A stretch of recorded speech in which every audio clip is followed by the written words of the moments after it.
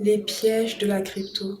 Dans cette vidéo, je vais te partager plusieurs pièges qui peuvent t'induire en erreur. Un piège a fait perdre à un trader plus d'1 million de dollars. Un autre piège pourrait te faire acheter une crypto qui va te rendre pauvre. On va voir ces pièges ensemble et je vais te partager les solutions pour te protéger contre ces menaces. On va aussi voir un projet crypto qui change de nom, une blockchain qui est en train de devenir la préférée des sexes et on va voir le testnet qui est lancé par ce gros projet. Je t'en avais parlé la semaine dernière. Donc, tu connais. Si tu connais pas, ici, on parle crypto, Web3, finance décentralisée. Pour tout comprendre, saisir les meilleures opportunités, s'enrichir et être libre. Si ce sont des sujets qui éveillent ta curiosité et ou te passionnent de manière incommensurable, tu peux t'abonner à ma newsletter gratuite où je te partage des informations exclusives. Et si tu débutes, tu peux aussi rejoindre mon programme pour débutants qui te permettra d'avoir les bases en crypto. Maintenant, mets-toi en mode Zeppo, boisson sur le tech et c'est parti frérot, on commence. Commençons avec la blockchain Ton. Malgré les problèmes que rencontre le PDG de Telegram, la blockchain Ton a été victime de son succès et en 36 heures, elle s'est arrêtée 2 fois à cause de l'engouement phénoménal qu'a provoqué le listing plutôt de la crypto Dogs sur les plateformes. Dogs est une crypto que plusieurs personnes ont pu gagner gratuitement simplement parce qu'elles utilisaient la messagerie Telegram et qu'elles ont effectué des tâches gratuites. Plusieurs personnes ont empoché des sommes qui allaient de 2, 3, 4 chiffres, si ce n'est plus. D'ailleurs, dis-moi en commentaire si tu fais partie des heureux gagnants. Maintenant, sans transition, on va parler de la SEC qui menace de porter plainte contre la plateforme NFT OpenSea. Elle reprocherait à OpenSea de vendre des NFT qui devraient être catégorisés comme des securities. Alors, le fondateur de la plateforme OpenSea s'est exprimé sur le sujet et il a fait savoir qu'en portant plainte contre OpenSea, la SEC s'attaquerait à tous les créateurs de contenu, tous les artistes qui utilisent les NFT pour se faire rémunérer de leur travail. En tout cas, à voir comment cette affaire va évoluer, mais ce n'est pas la première fois que la SEC lance des menaces. Elle avait déjà porté plainte contre la plateforme Coinbase, par exemple, mais bon, on va voir comment cette affaire va évoluer. Maintenant, je voulais te parler d'Ethereum parce qu'au trimestre 2, la fondation Ethereum a distribué plus de 8 millions de dollars aux porteurs de projets dans le cadre de leur grant. Et d'ailleurs, ça, c'est un bon plan que tu peux utiliser pour recevoir des fonds d'une blockchain dans le but de financer tes projets crypto. Donc, si tu as un projet en tête, que tu as commencé à travailler dessus et que tu as besoin de fonds pour aller plus loin, n'hésite pas à contacter des blockchains comme Ethereum pour voir si elles peuvent t'accorder une grant.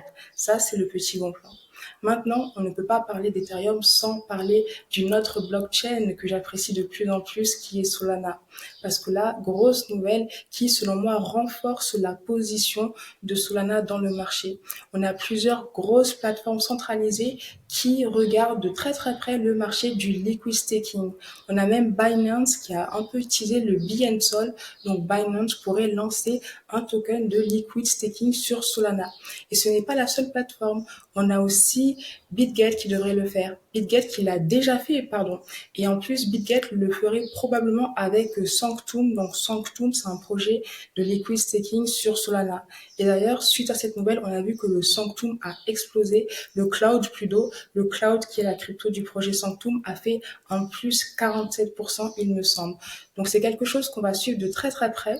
Mais là, quand on regarde l'évolution du liquid staking sur Solana, on peut voir que depuis octobre 2023, il a connu une croissance exponentielle, ce qui montre l'intérêt grandissant autour du liquid staking, spécifiquement sur la blockchain Solana. Donc, dis-moi ce que tu penses de ce narratif et est-ce que tu penses que Solana est là pour s'inscrire dans la durée?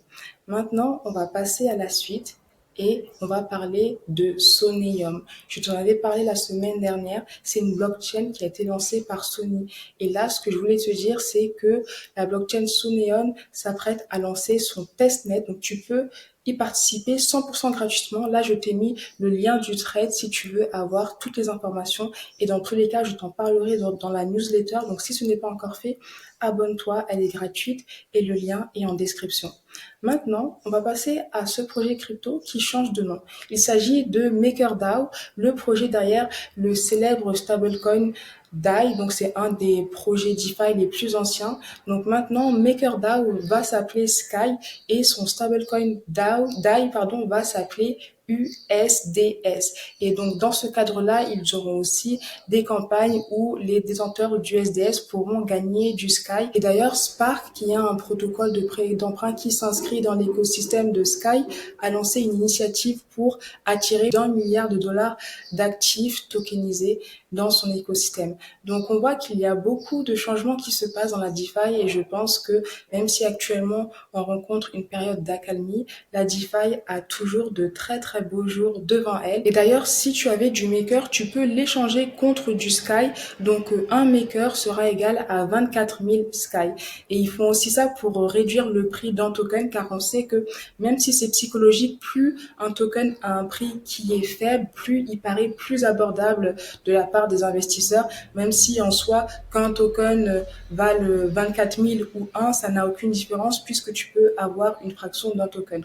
Mais bon, parfois, c'est bien de jouer sur ces biais psychologiques pour justement contribuer à l'appréciation de son projet. Et je pense que le fait de diviser la valeur du token Maker, qui désormais s'appellera Sky, est aussi pour pouvoir peut-être attirer plus de personnes et attirer la masse qui arrivera dans les prochains mois, si ce n'est années. En tout cas, c'est ce que nous souhaitons.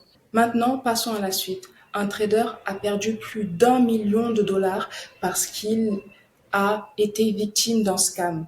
En fait, le compte de la star du football Kylian Mbappé s'est fait hacker. Les malfaiteurs ont partagé un faux token Kylian Mbappé, donc plein de personnes se sont ruées pour acheter ce token qui était en fait une arnaque. Après, le malfaiteur est parti avec la caisse. Donc là, on peut voir que même si les mêmes coins peuvent être des sources très très très lucratives, une erreur peut coûter très très cher. Et malheureusement, quand d'un côté il y a des gens qui perdent, de l'autre côté il y a aussi des gens qui gagnent. Par exemple, dans cette affaire, quand il y a un trader qui a perdu 1 million de dollars, un autre a gagné 200 000 dollars grâce à ce faux token Mbappé. Maintenant, quelle serait une des solutions pour se protéger contre ces mêmes coins qui visent à arnaquer les investisseurs tout en profitant des opportunités que les mêmes coins peuvent offrir, même si il est important de le retenir, tout investissement en crypto comporte des risques et les mêmes coins, bien qu'ils peuvent apporter des rendements beaucoup plus élevés que les cryptos plus établis comme le Bitcoin et l'Ether, ils peuvent aussi te faire perdre beaucoup plus d'argent. Donc la solution à cela serait de passer par une plateforme centralisée qui liste les mêmes coins à l'avance. Et je t'avais parlé de la nouvelle que j'utilise actuellement et qui est aussi un partenaire qui a aussi contribué au développement de la blockchain en Afrique dans le cadre des événements qu'on organise avec le projet BAM. Il s'agit de Coinex. Donc l'avantage de Coinex, c'est qu'ils ont des équipes qui regardent pratiquement 24 heures sur 24 tous les mêmes coins qui se lancent et dès qu'ils voient des mêmes coins qui se démarquent avec un volume intéressant, ils essaient de les lister rapidement sur cette plateforme. Comme ça, les personnes qui veulent trader sur des mêmes coins sans forcément tomber dans des arnaques peuvent le faire en limitant ce risque-là. Il y a toujours le risque de perdre parce que quand tu investis dans un même coin, le gain n'est pas assuré, mais au moins tu peux t'assurer que le même coin n'est pas une arnaque. Donc si jamais tu veux tester la plateforme Coinex, tu peux la faire en passant par mon lien d'affiliation. D'ailleurs, si tu le fais, dis-le moi. Je t'offrirai un NFT de la collection. Mille merci pour te remercier. Et si tu testes la plateforme, envoie-moi un DM, je te rajouterai dans le club alpha où on a un groupe Telegram dans lequel on s'échange, on se partage nos bons plans et les stratégies qu'on essaye de mettre en place. Donc tu retrouveras le lien en description. Maintenant, on passe à la suite et je vais te parler de l'autre élément qui pourrait t'induire en erreur. L'autre élément que tu peux regarder et te dire ah là là, ce protocole a l'air d'être intéressant, je vais acheter la crypto, pour te rendre compte quelques temps plus tard que cette crypto va te rendre pauvre. Donc suis très très bien l'analyse de ce protocole qu'on va faire ensemble. On va parler du protocole Aerodrome sur la blockchain Base. C'est le protocole qui génère le plus de revenus, comme on peut le voir à travers ce graphique de Coin Terminal, il me semble. Donc quand on voit cela, on peut se dire, ah franchement, c'est rassurant, un protocole qui génère énormément de revenus. J'aimerais bien voir quelle est la crypto associée à ce protocole parce que je pense qu'elle peut s'apprécier. Ça peut être un raisonnement qui peut se comprendre, mais en revanche, juger le potentiel d'une crypto sur les revenus de son protocole n'est pas assez, c'est très très faible. On va voir cela ensemble. Et si on veut avoir plus de données, on peut voir que le protocole Aerodrome a une TVL qui dépasse les 500 millions de dollars. Donc là aussi, ça peut être un élément rassurant. On peut se dire, bon, puisqu'il y a beaucoup d'investisseurs qui font confiance à ce protocole, ça peut être intéressant de m'exposer à la crypto de ce protocole. Or, quand on creuse un peu plus, on se rend compte que le token Aero a chuté de plus de 70% de son point haut qu'il a atteint en avril. Donc même si le protocole génère du revenu, la crypto associée à ce protocole est littéralement en chute libre. Et quand on descend encore plus, on se rend compte que quand bien même Aerodrome est le protocole qui génère le plus d'argent, il est en perte parce qu'il dépense plus d'argent qu'il ne le gagne. Et on le voit à travers ce graphique. Donc tout ça pour te dire qu'il ne faut pas uniquement te fier aux revenus qu'un protocole génère. Il faudrait aussi voir le profit que ce protocole arrive à tirer. Et dans le cas d'Aerodrome, on peut voir qu'en fait, là, ils sont en train de payer pour que les utilisateurs utilisent leur plateforme et le protocole Aerodrome lui-même n'arrive même pas à tirer un bénéfice de son activité. Donc, encore une fois, même si tu trouveras d'autres protocoles qui ont une bonne activité, ce n'est pas parce qu'un protocole est intéressant que tu vas forcément vouloir t'exposer à la crypto de ce dernier. Attention, il y a beaucoup de cryptos qui peuvent te rendre pauvre, même si elles sont associées à un projet qui a une forte valeur ajoutée. C'est d'ailleurs pour ça que dans ma stratégie personnelle, je deviens de plus en plus minimaliste. Donc, dis-moi ce que tu en penses. Dis-moi si tu étais exposé au token Aero et dis-moi aussi quels sont tes retours sur toutes les crypto news qu'on a vues ensemble. C'est tout pour moi. Merci beaucoup pour ton temps. Je te dis à très très vite pour une nouvelle vidéo et si ce n'est pas encore fait, abonne-toi à la chaîne.